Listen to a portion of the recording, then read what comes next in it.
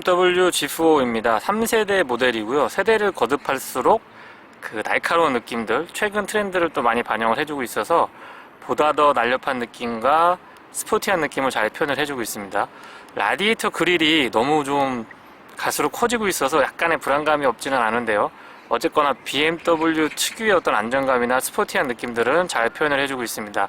헤드램프는 LED 타입이 적용이 되어 있고요. 프로젝션입니다. 야간에 밝은 시야를 제공해주고 있고요. 헤드램프를 살펴보기 전에 실내를 먼저 보면은요, 앰비언트 라이트가 은은하게 적용된 걸 확인을 하실 수가 있습니다. 얇게 포인트를 주고 있어서 과하지 않고요, 조금 어두운 느낌도 있습니다. BMW 특유의 붉은색 라이트가 좀 스포티한 느낌을 구현을 해주는 것 같아요. LED 타입의 헤드램프가 적용이 되고요, 오토 모드를 포함하고 있습니다. 지금 상향등을 켜게 되면 광원의 직진성이 상당히 좋은 걸 확인을 할 수가 있습니다. 각도도 적당하고요, 광원의 폭도 나쁘지 않은 것 같습니다. 약간 백색에 가까운 라이트이기 때문에 눈에 피로도가 적은 것도 특징이라고 할 수 있겠죠. 내려서 한번 보겠습니다. LED 타입의 헤드램프는 DRL이 기존의 BMW와는 조금 다른 듯한 느낌이 있습니다. 각이 져 있고 2단으로 구성이 되어 있는 걸 확인을 하실 수가 있죠. 차고가 워낙 낮고 헤드램프도 낮게 깔려 있기 때문에 잔상 같은 것들도 크게 거슬리지는 않습니다.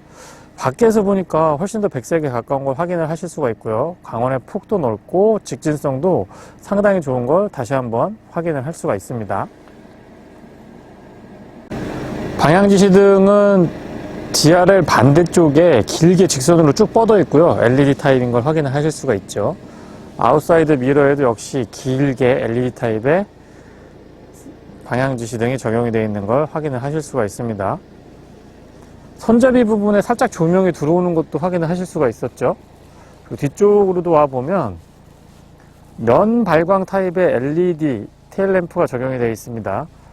브레이크 등하고 차폭 등이 그렇다는 얘기고요. 역시 방향지시등은 LED 타입으로 얇고 길게 자리 잡고 있습니다. 하단부의 프론트 스커트의 디자인을 보시면 굉장히 공격적이고 과감한 느낌들을 확인을 하실 수가 있습니다. 바디 컬러하고 다른 컬러를 선택을 해주고 있어서 조금 더 스포티한 느낌 잘 표현을 해주고 있고요. 범퍼의 형상을 보면은 굉장히 과감한데 위쪽이 생각보다 조금 단순한 느낌이 있기 때문에 전체적으로 차분한 느낌이 드는 것 같습니다. 그레일은 최근에 유행하고 있는 핫 스태핑 공법이 적용이 돼 있고요. 듬성듬성하게 이 표시가 되고 있는데 이런 부분들이 전체적으로 선호도가 조금 높은 것 같습니다. 본닛 뒤에 주름을 보시면 있는 듯 없는 듯 싶으면서도 과감하게 두툼한 라인을 형성을 해주고 있는데 이런 점도 굉장히 좀 특색 있는 점으로 확인이 되고 있고요. DRL 역시 LED 타입으로 적용이 되어 있습니다.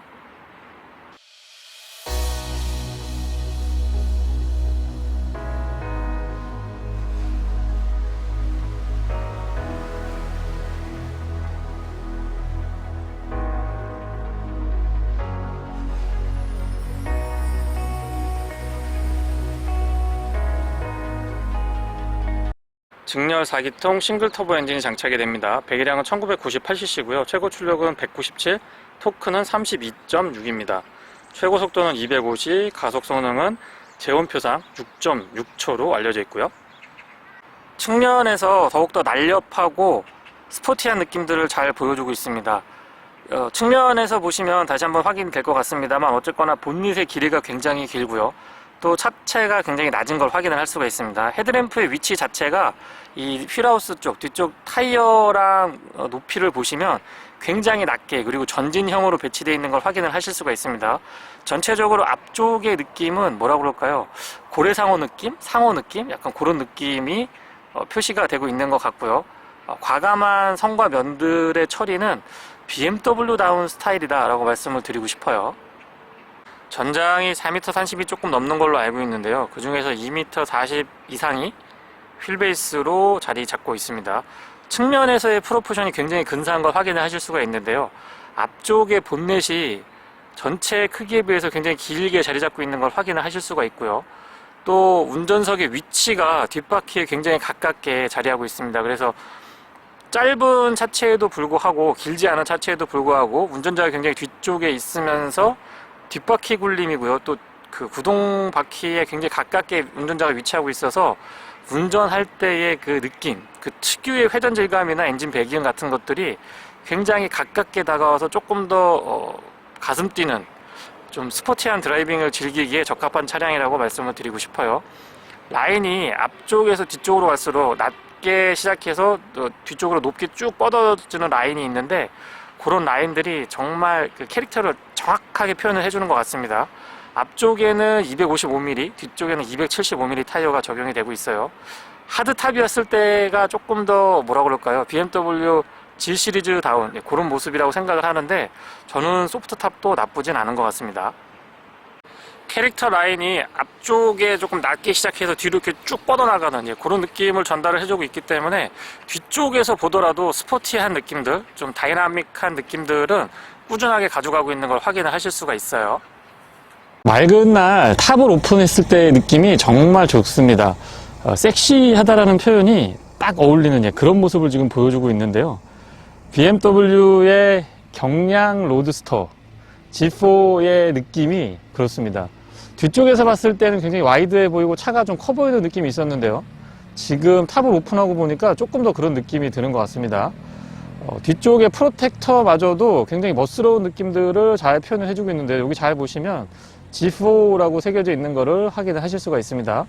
탑을 오픈하고 났을 때의 차량의 느낌은 글쎄요, 모범생이 갑자기 클럽에서 뭔가 잘 노는 그런 느낌을 전해주는 것 같습니다. 물론 기본적인 차량의 느낌이 굉장히 좀 멋스럽고 스포티하면서, 다시 말씀드리지만 탑을 오픈하고 나니까 섹시하다라는 표현이 이 차량에 잘 어울릴지 모르겠습니다만, 컬러도 붉은색이고요, 정말 잘 어울리는 그런 모습을 보여주고 있습니다. 맑은 날 탑을 오픈했을 때 모습을 보여드리기 위해서 한 번 더 설명을 드리고 있는 부분이고요. 외장을 이렇게 두 번씩 설명드리는 거는 조금 이례적이긴 합니다, 저한테는. 그리고 탑을 오픈했기 때문에 실내도 그냥 간단하게 보실 수 있어요. 그냥 문만 열면 이 안에 있는 것들 쉽게 이렇게 쭉 보실 수 있기 때문에 설명하기도 편하고요. 뒤쪽에 있는 공간도 생각보다 좋은 거를 확인을 하실 수가 있습니다. 이쪽이 그냥 좀 죽는 공간이 아니고, 이 등받이를 뒤쪽으로 좀 더 기울일 수도 있고요. 스피커 같은 것들도 자리 잡고 있고, 요 안쪽에 보시면 지금 아이용 그 카시트 있잖아요. 그런 것들도 어댑터가 있어서 연결할 수 있게 그렇게 준비가 되어 있습니다. 어쨌든 컨버터블 오픈 카들은 역시 탑을 오픈했을 때가 가장 멋있는 것 같습니다. 이런 차 한 대 메인으로 있거나 세컨으로 있으면 정말 기분 좋은 인생이 되지 않을까요? 탑을 한번 닫아볼게요. 지금 닫아보면 이런 느낌으로 닫히고요. 굉장히 빠르죠? 하드탑에 비해서 소프트탑이 좀 더 부드럽게 작동하고 빠릿빠릿하게 움직이는 걸 확인하실 수가 있습니다. 트렁크 공간을 해치지 않기 때문에 또 장점이 있죠. 지금 오픈을 해보겠습니다. 시속 50km 언더에서는 주행 중에도 탑을 열고 닫을 수 있는 장점이 있습니다. 깔끔하게 탑을 열고 닫을 수가 있죠. 테일램프의 디테일도 상당히 좋은 편이고요. 또 이렇게 측면에서 보시면 트렁크 리드가 완연하게 스포일러 역할을 해주고 있는 걸 확인하실 수가 있습니다. 이렇게 쭉 잡아 당겨져 있는 것처럼 보이는데 스포일러가 별도로 필요 없죠. 그리고 제가 조금 의아했던 부분이 트렁크 공간인데요. 지금 보시는 것처럼 컨버터블 차량임에도 불구하고 트렁크 공간이 나쁘지 않은 편입니다. 꽤 넉넉한 공간을 확보를 해주고 있기 때문에 이 정도라고 한다면 좀 실용적인 부분에서도 경쟁력이 있겠다라는 생각이 들었습니다. 이쪽에는 퓨즈하고 펑크 수리 킷이 갖춰져 있는데요. 이런 거 보세요. 이런 안쪽까지도 방음 처리 깔끔하게 잘 해주고 있는, 꼼꼼하게 잘 해주고 있는 거 확인을 하실 수가 있죠. 전체적으로 공간에 대한 아쉬움, 트렁크 공간에 대한 아쉬움은 거의 없습니다. 이 정도면은 저는 굉장히 나쁘지 않은 것 같고요. LED로 이렇게 번호판 등이 갖춰져 있습니다. 양쪽에 두 개 있고, 그리고 소소한 부분이나 잘 보시면 이쪽에도 이 핸들이 있어요. 이너 핸들이 있어가지고 요거를 딱 잡아서 내리시면은 깔끔하게 닫을 수가 있죠. 실내를 살펴보도록 하겠습니다. 스마트 키는 최근 BMW의 다른 차량들과 같은 형태를 띠고 있고요. 금속하고 플라스틱이 혼합되어 있어서 좀 멋스러운 느낌이 있죠.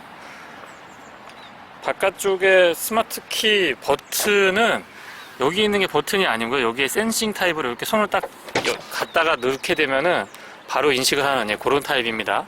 안쪽 공간은 생각보다 헤드룸 공간이 있기 때문에 답답한 느낌은 들지 않고요. 또 고급스러운 시트가 어떤 스포츠 컨버터블의 느낌을 배가시켜주고 있는 그런 모습을 확인을 할 수가 있습니다. 도어 쪽부터 설명을 드리면 차분한 느낌이 듭니다. 과하게 디자인을 하지 않고 어떤 소재의 이질감을 표현을 해주면서도 고급스러운 느낌들을 잘 표현을 해주고 있고, 요런 데도 보시면 은은하게 은색으로 광택 처리가 되어 있어서 조금 더 고급스러운 느낌 전달을 해주고 있습니다. 시트는 전동 타입이고 메모리는 2개까지 가능합니다. 올 오토 타입의 윈도우 컨트롤 2개밖에 없으니까요. 어쨌든 준비가 되어 있고요. 도어 플레이트는 지금 알루미늄으로 되어 있는데 제가 비닐을 제거하지 않아서 파랗게 보이실 수도 있을 것 같아요. BMW라고 새겨 있는 거 보이시죠? 페달은 오르간 타입이 적용이 되어 있습니다. 금속하고 고무가 혼합되어 있는 스포츠형이 적용이 됐으면 좋겠는데 그렇진 않네요. 풋레스트는 폭이 조금만 더 넓었으면 싶습니다. 길이는 충분하고요. 이쪽에 레버를 2번 잡아당기면 EX라고 되어 있는데 2번 잡아당기면 앞에 본닛을 여실 수가 있습니다. 별도의 본넷에 어떤 고리 같은 것들이 없어요. 그냥 여기서 두 번 잡아당기시면 되게 준비가 되어 있습니다. 틸팅 앤 텔레스코픽은 좀 아래쪽에 레버 타입으로 수동으로 조작이 가능하고요. 이쪽에 이 레버가 또 하나 있는데 잡아당기면 여기 수납 공간이 있는데 의외로 깊고 넓습니다. 그래서 이 공간 잘 활용하시면 어떤 수납에 대한 아쉬움은 크게 없을 것 같아요.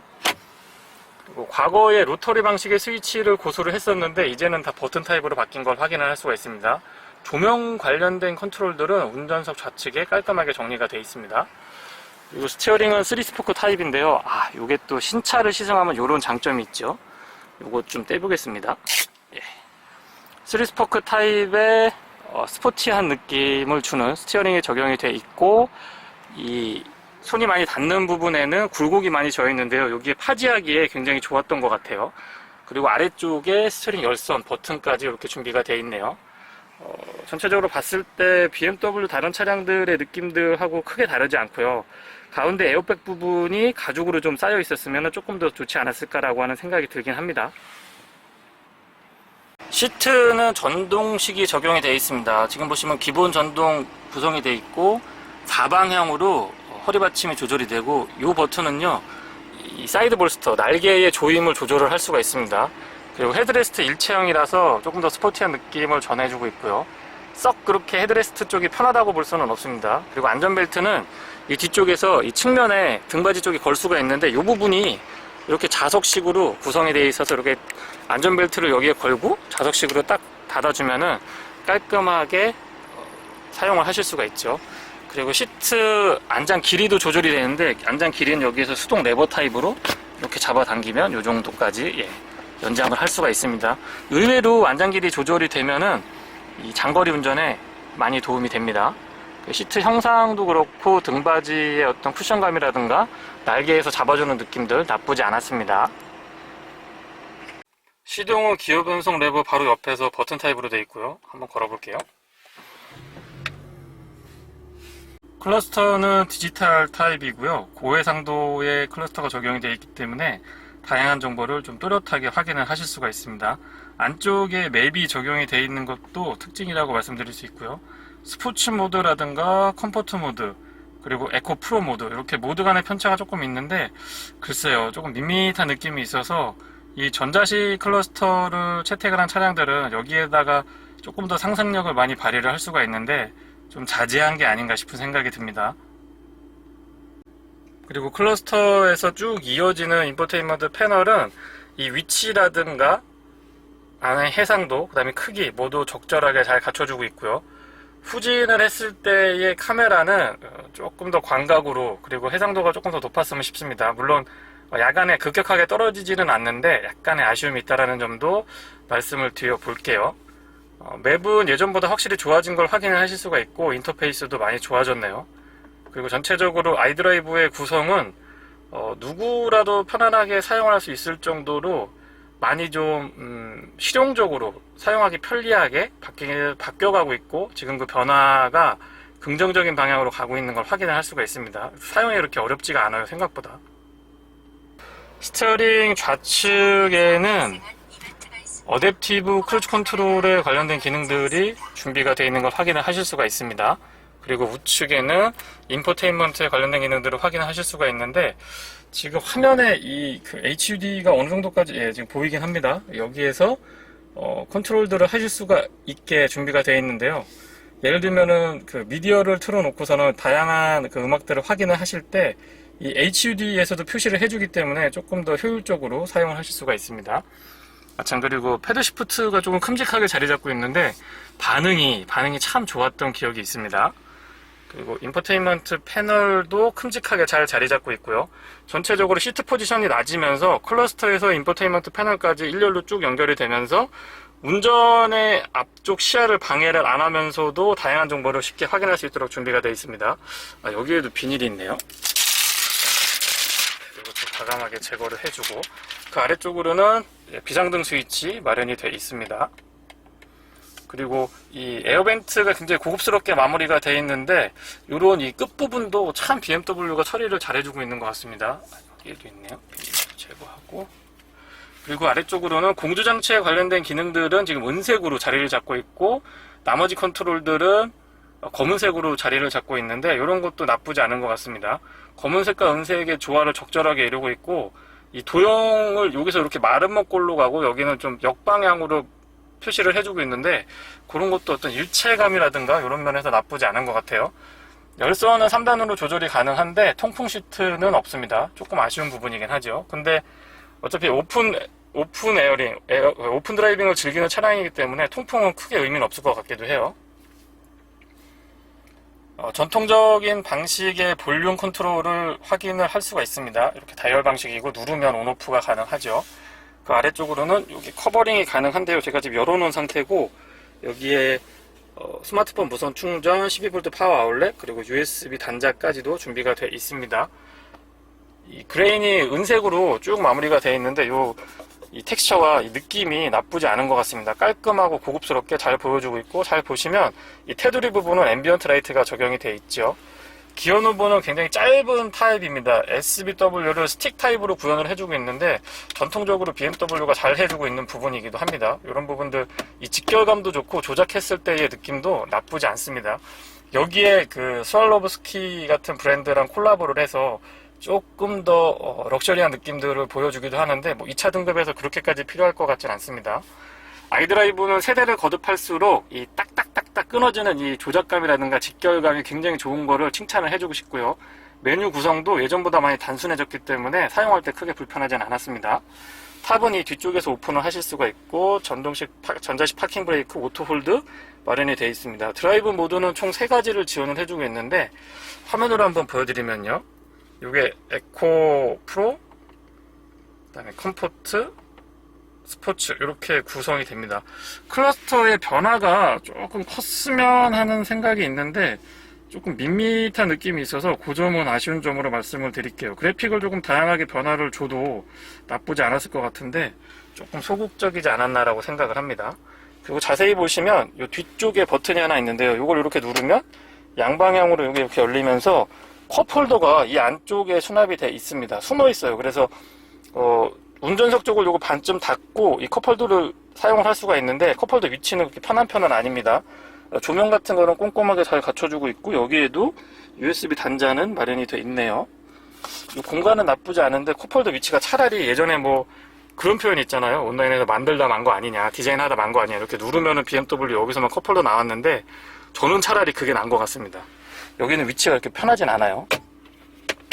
그리고 뒤쪽에 요 그물망이 있는데, 이쪽에 조금 물건 같은 거 보관하실 수도 있고, 여기에 요 레버를 이렇게 잡아 당기시면 열리는데요. 여기에 또 공간이 있어요. 여기에도 뭐 여러 가지 저처럼 소지품 같은 거 보관하시면 꽤 유용하게 사용을 하실 수가 있습니다. 그리고 조수석 수납 공간은 여기서 잡아 당기는 방식이고요. 공간이 그렇게 썩 나이스하지는 않은 것 같아요. 공간이 이렇게 유용하게 쓸 수 있을 것 같지는 않고, 또 여기 이렇게 턱이 져 있기 때문에, 여기 턱이 져 있기 때문에 넓고 활용적인 공간은 아니다라는 점 말씀을 드립니다. 단지 이제 이 벨벳 같은 걸로 처리가 잘 돼 있어서 이런 마감에서 신경 쓴 부분은 인정을 해주고 싶고요. D4 S드라이브 20i를 시승하고 있습니다. 가장 먼저 받았던 인상은 편안하다라는 느낌입니다. 분명히 저속 구간에서는 좀 타이트한 느낌, 하드하다라고 생각이 들 정도의 서스펜션인데 희한하게 달리면 달릴수록의 그 부드럽고 편안한 느낌이 운전자에게 전해집니다. 보통 하드한 서스펜션 셋업을 갖고 있는 차량들은 고속주행에서 안정감이 느껴지기는 하는데요, 여전히 단단한 느낌으로 살짝 불편한 감도 있고 장시간 타게 되면 피로도가 조금 있는 편입니다. 그런데 이 G4의 서스펜션 셋업은 앞쪽에 맥퍼슨 스트럿, 뒤쪽에 멀티링크의 조합인데요, 가볍고 작은 차체에서 휠베이스를 넉넉하게 확보를 해주고 또 운전의 재미를 더해줄 수 있는 다양한 부품들이 서스펜션 쪽에 대거 적용이 되어 있기 때문에 운전의 재미, 그리고 참 희한합니다. 단단함과 부드러움이 공존할 수 있는가 라는 의문을 갖게 되는데 공존하고 있습니다. 그래서 그런 측면에서는 저속 구간에서는 조금 타이트한 느낌이 들고요, 기준 속도 이상으로 달리게 되면 굉장히 편안하고 부드러운 느낌을 운전자에게 전해주고 있습니다. 직렬 4기통 싱글 터보 엔진이 장착이 되어 있는데요, 197마력인가요? 8마력? 200마력이 조금 안 되는 마력과 토크가 32를 넘는 걸로 알고 있습니다. 그래서 가속 페달에서 느껴지는 어떤 여유라든가 그 다음에 회전 질감이 좋은 엔진 회전은 운전의 재미를 더해주는데 부족함이 없는 모습을 보여주고 있고요. 특히나 이 8단 미션 같은 경우에는 기어의 비가 약간 좀 느슨한 편입니다. 그러니까 느슨하다는 표현보다는 조금 길게, 기어비가 조금 길게 자리 잡고 있기 때문에 비교적 낮은 RPM에서 기준 속도를 구현을 해주고 있습니다. 그러다 보니까 일상에서 조금 편안하게 그리고 좀 조용하게 운전을 하고 싶을 때는 얼마든지 차가 또 지원을 해주고 있고요.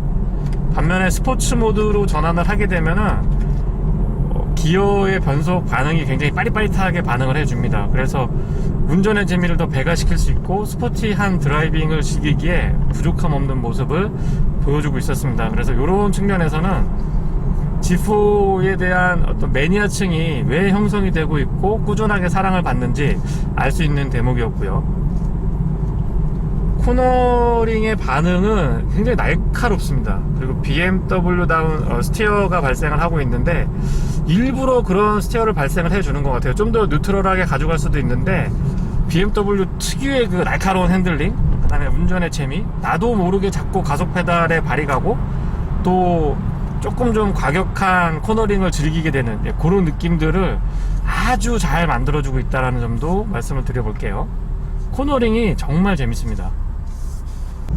이렇게 코너링 같은 걸 돌아보면은 중심 이동이 굉장히 밸런스가 좋은 차라는 것을 확인을 하실 수가 있고요.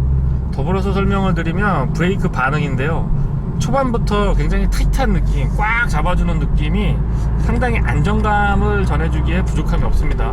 이런 측면들도 제가 계속 강조해서 설명을 드리는 운전의 재미, 그러니까 자꾸 저도 모르게 달리게 만드는 차가 BMW G4가 아닌가 싶고요. 또 BMW라고 하는 브랜드 자체가 조금 달릴 줄 아시는 분들, 그리고 운전하실 때 자꾸 나도 모르게 달리게 만드는 그런 특성이 있습니다. 자동차 전용 도로에서 스티어링의 반응은 안정감이 상당히 높은 편이고요. 절대 막 꽉 무겁거나 좀 부담스러운 그런 스티어링의 반응은 아닌데 굉장히 안정감을 가지고 있습니다. 특히나 보타 같은 경우도 많이 일어나지 않기 때문에 더욱더 전 안전하게 느꼈고요. 소음 진동 같은 경우는 아무래도 소프트탑을 장착을 하고 있는 차량이라서 썩 조용하다라고 말씀드릴 수는 없을 것 같아요. 컨버터블, 그러니까 소위 말하는 오픈카, 그리고 소프트탑을 갖추고 있는 차량들을 선택하시는 분들은 어느 정도의 풍절음과 노면 소음, 이거를 소음으로 생각을 해야 될지 아니면 기분 좋은 차량의 어떤 그 드라이브를 즐길 때에 자연스럽게 발생하는 주변 소리들로 생각을 해야 될지는 이 차를 선택하시는 분들한테 맡겨드리고 싶은데요. 어쨌거나 일반인 입장에서 이 차를 타게 되면은 썩 그렇게 조용한 편은 아니다. 물론 하부 쪽에 어떤 노면 소음들, 타이어 마찰음이나 이런 것들은 타이어가 꽤 평평비가 큰 풀타이어를 채택을 하고 있음에도 불구하고 비교적 조용하게 잘 꾸며주고 있습니다. 내비게이션도 BMW가 많이 좋아진 걸 보실 수가 있는데요. 지금처럼 3D로 이렇게 실제 터널을 통과하는 것처럼 보여줍니다. 소소한 기능이기는 한데 최근에 이런 어떤 내비게이션이라든가 발달된 IT 결과물들에 국내 소비자분들 굉장히 좀 민감하신 편인데요. 이런 포인트들도 차량의 어떤 매력을 느끼는 데는 분명히 한몫을 해주는 것 같습니다. 과거에 비해서 내비게이션 인터페이스도 정말 많이 좋아졌고요. 또 길 찾는 것도 엉뚱한 데로 자꾸 안내를 하거나 그러지는 않았습니다. 길도 잘 찾아주는 편이고, 차가 이 시트 포지션이 굉장히 낮기 때문에 앞쪽에 시야가 안 좋을 거라고 생각을 하는데 의외로 클러스터랑 내비게이션, 인포테인먼트도 시야에 잘 들어오기 때문에 운전의 시야도 그렇게 나쁜 편은 아닙니다. 그리고 전체적으로 공간에 대해서도 조금 말씀을 드려보면은요, 생각보다 헤드룸 공간에 여유가 좀 있는 편이기 때문에 앞쪽에 시야도 그렇게 답답하지 않고요. 또 헤드룸 쪽의 공간을 어느 정도 확보해주고 있으니까는 두 사람이 앉아서 뭐 드라이빙을 즐기기에는 충분한 공간 그리고 충분한 시야를 확보를 해주고 있습니다. 어댑티브 크루즈 컨트롤은 어시스트라고 지금 클러스터에 표시가 되고요. 완전히 정차했을 때도 세팅이 가능합니다. 기본 세팅을 하게 되면 시속 30km에 맞춰지고요. 완전히 정차했다가 다시 재출발하는 것도 물론 지원을 해주고 있습니다. 생각보다 이 정차를 했을 때 그리고 다시 재출발할 때의 느낌이 굉장히 부드러운 거를 느낄 수가 있는데요. 저는 국내에서는 현대 기아 자동차의 스마트 크루즈 컨트롤, 그리고 수입 브랜드 중에서는 벤츠의 어댑티브 크루즈 컨트롤을 조금 높게 평가를 했었습니다. 물론 볼보도 있고요. 근데 BMW 차량을 제가 간만에 지금 시승을 해보고 있는데 BMW의 어댑티브 크루즈 컨트롤도 상당히 이 안정감이 있고요. 그리고 감속을 했다, 가속을 했다, 그리고 재출발을 할 때도 매끈하게 반응을 해줘서 이 어댑티브 크루즈 컨트롤도 저는 칭찬을 해주고 싶습니다. 다시 이렇게 설정을 해봐도 반응이 참 나쁘지 않은 것 같아요. 그리고 이 플러스 마이너스 이 토글 스위치는 살짝 올리면 플러스 1, 마이너스 1로 움직이고요. 조금 길게 누르면 10단위로 이렇게 설정이 됩니다. 카메라 앵글이 지금 조금 클러스터를 크게 잡고 있기 때문에 충분히 보이실 것 같아요. 이렇게 10씩 올라가는 거 확인을 하실 수가 있죠. 드라이브 모드는 총 3가지를 지원을 해주고 있습니다. 에코 프로가 있고요. 그 다음에 컴포트 모드, 스포츠 모드. 클러스터의 변화가 조금 더 컸으면 하는 아쉬움은 있습니다만 모드 간의 편차는 확실히 마음에 들었다는 점도 말씀을 드려볼게요. 특히 컴포트 모드하고 스포츠 모드의 편차가 조금 있는 편이기 때문에 달리시는 분들한테는 저는 나쁘지 않은 것 같습니다. 그리고 엔진의 회전 4기통 싱글 터보 엔진을 장착을 하고 있지만 엔진의 회전 질감도 상당히 좋은 편이고요. 또 배기음도 나름 또 기분 좋은 배기음을 잘 표현을 해주고 있는 것 같아요. 연비는 복합 연비 10.2로 알려져 있는데요. 실제 제가 주행을 해보니까 도심에서 최저 연비는 6.8에서 7.2, 그러니까 6.8km까지 확인을 했고요. 지금처럼 자동차 전용 도로에서 에코 프로 모드를 사용을 하고 80에서 100 정도 크루징을 했을 때에는 12.4까지 평균적인 연비를 기록을 했습니다. 물론 최대 연비는 14.8까지도 확인을 했는데 특정 조건, 특정 구간에서의 연비였고요. 통상적인 고속도로 주행이라면 약 12km대의 연비를 확인을 할 수가 있었습니다. 전체적으로 지금 4일 정도 운행을 하면서 제가 확인을 한 평균 연비는 11.1km였는데요. 도심 주행보다는 자동차 전용도로 주행이 조금 많았고요. 또 여러가지 테스트를 했지만 어쨌거나 기준 속도로 달리는 조건이 많았기 때문에 아마 이 차로 운행하시는 분들의 실질적인 연비에 가장 가깝지 않을까라는 생각을 해봅니다. 어쨌거나 평균적으로 두 자릿수의 연비는 유지를 해주고 있다는 점도 말씀을 드려볼게요. 시스템도 잠깐 한번 체크를 해보면은요,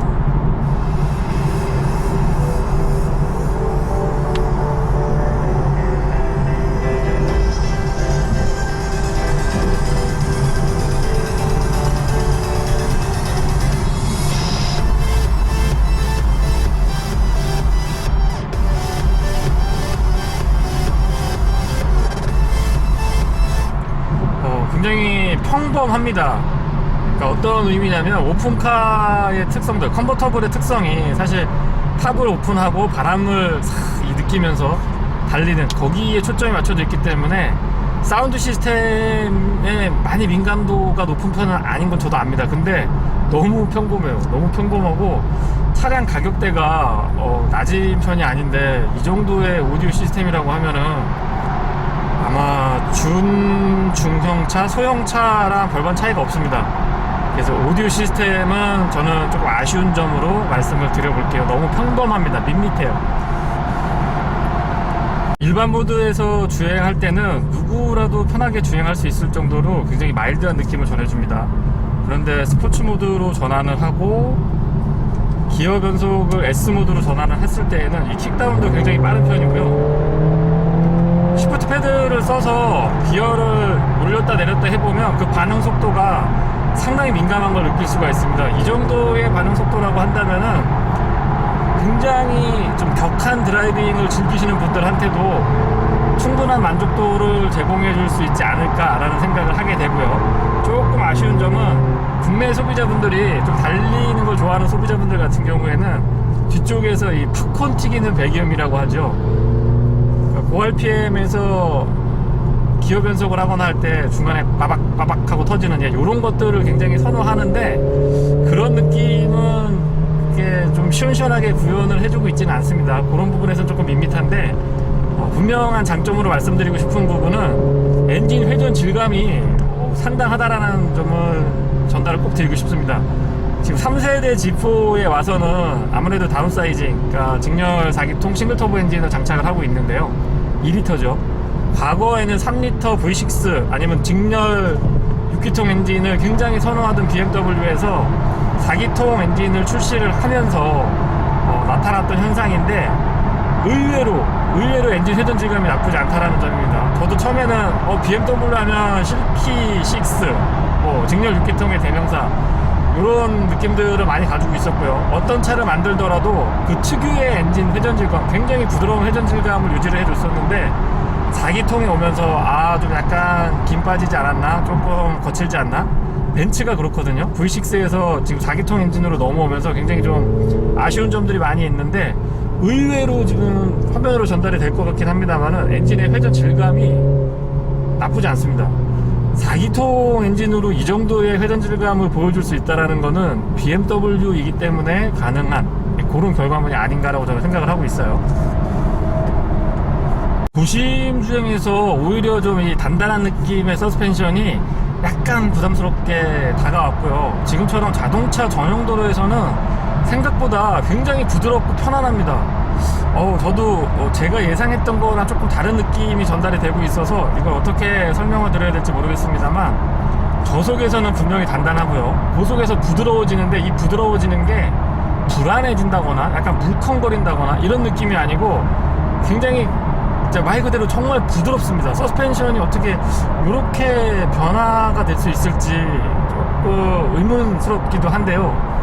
어쨌거나 고속주행, 그러니까 장거리 고속주행을 할 때 이 차량이 의외로 굉장히 편안하고 부드러운 승차감 때문에 피로도도 적고요. 또 주행의 어떤 만족감, 드라이브를 할 때에 느껴지는 만족감도 충분히 높은 수준이라는 점을 말씀을 드려보겠습니다. 그리고 지금 화면이 약간 그 구도가 가깝게 잡혀 있어서 앰비언트 라이트가 잘 안 보일 것 같기는 한데 앰비언트 라이트도 적용이 되어 있습니다. 컬러 변경 가능하고요. 와인딩 로드에서의 재미가 상당히 높은 편인데요. 괜히 앞에 이렇게 코너만 있으면 나도 모르게 이렇게 타이트하게 좀 붙어서 돌아보려고 그러고 자꾸 브레이크에 이 발이 가는 게 아니고 가속 페달에 자꾸 발이 가서 저도 모르게 약간 흥분을 하게 되는 그런 코너링을 보여주고 있습니다. 이 운전의 재미라고 하는 부분은 여러 포인트에서 느낄 수가 있는데요. BMW는 코너링에서 특히 운전의 재미를 많이 선사해 주는 것 같습니다. 정말 재미있어요. 도심에서 주행을 할 때 굉장히 가볍습니다. 이 차의 공차 중량이 1.5톤, 그러니까 1500kg가 안 되는 걸로 제가 기억을 하고 있는데 굉장히 경량이고요. 그러면서도 차량 크기에 비해서 휠베이스를 또 확보를 나름 해주고 있기 때문에 편안하고 안락한 느낌을 전달해주고 있고요. 기동성이나 순발력은 둘째가라면 서러울 정도입니다. 굉장히 가벼운 차체를 가지고 있고 토크가 32가 넘는 걸로 제 기억을 하는데 엔진의 힘이 받쳐주는 차량이다 보니까 도심 주행에서 어떤 경쾌한 느낌, 순발력 있는 느낌들은 충분히 만족스러웠습니다. 조금 아쉬운 점으로 말씀드리고 싶은 부분은 스탑앤고 기능인데요. 반응 속도는 나쁘지 않은데 엔진이 꺼졌다가 켜질 때, 트릉하고 켜질 때는 이거 디젤 엔진인가? 싶을 정도로 굉장히 좀 거친 느낌이 있습니다. 그래서 과거의 어떤 BMW 고성능 차량들, 나름 좀 달리는 차량들, 실키한 느낌의 6기통 엔진에 익숙하셨던 분들한테는 이 반응, 그러니까 시동이 꺼졌다가 탁 켜져 퉁 하고 치는 이 느낌이 조금 거슬리실 수도 있을 것 같아요. 약간 큰 편입니다. 가다서다를 반복하더라도 브레이크의 반응이 부담스러울 정도는 아니기 때문에, 그러니까 담력이 좋은 편인데 나름 또 약간의 부드러움을 가지고 있습니다. 그래서 브레이크를 밟으시더라도 조작에 있어서 크게 불편하거나 어색하지는 않습니다. 지금 화면에 보이실지 모르겠는데 M40i, 그러니까 요거보다 한 단계 위에 있는 옵션이 조금 좀 더해 있는 차량이 앞에 지나가고 있는데요. 외관에서도 약간 좀 스포티한 맛이 조금 더 하고요. 지금 화면으로는 전달이 안 될 것 같은데 저 차는 팝콘 배기가 가능하네요. 밖에서 들어도 버버벅 하는 소리들이 전달이 됩니다.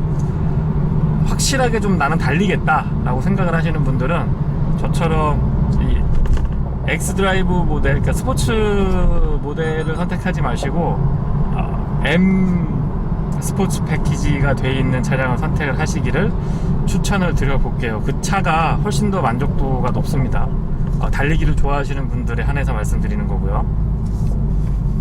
화면에 안 보일 것 같긴 한데요, 요 아래쪽에 보면 스티어링 열선 스위치가 있습니다. 딱 누르면 클러스터 상에 스티어링 히터가 활성화됨이라고 표시가 되는데, 이 버튼에도 뭐 불이 들어오거나 표시가 되지 않고요. 물론 뭐 이 스티어링을 만지면 따뜻해지니까 이게 지금 켜졌구나 꺼졌구나 알 수 있는데, 어딘가에는 표시가 될 것 같은데, 돼야 될 것 같은데 표시가 안 돼서 그런 점도 조금 아쉬운 점으로 말씀을 드려봅니다. 물론 스티어링의 열선은 전체적으로 따뜻하게 그리고 빠릿하게 반응을 해주고 있었고요. 기어비가 조금 느슨한 편이라고 말씀을 드렸는데 도심에서 주행할 때는 조금 더 편했던 것 같습니다. 왜냐하면 기어비가 너무 촘촘하게 되면 이 밟았을 때 빠릿빠릿하게 반응하는 느낌들, 팍팍팍 치고 나갈 때의 그 빠릿빠릿한 스포티한 느낌들은 좋은데 의외로 일상 주행에서 좀 불편하거든요. 기어가 너무 많이 움직이면은 조금 불편한데, 아무튼 특정 단에서 충분하게 머무를 수 있다라는 점, 좀 레인지가 크게 속도 조절이 가능하다는 점에서 편안하게 주행을 하실 수가 있습니다. 그러면서 엔진에 힘이 있는 편이기 때문에 또 순발력이라든가 어떤 기동성에 있어서의 아쉬움은 느껴지지 않았어요. 네, 이상 주니TV에서 전해드린 BMW G4 S드라이브 20i의 시승기였습니다. 고맙습니다.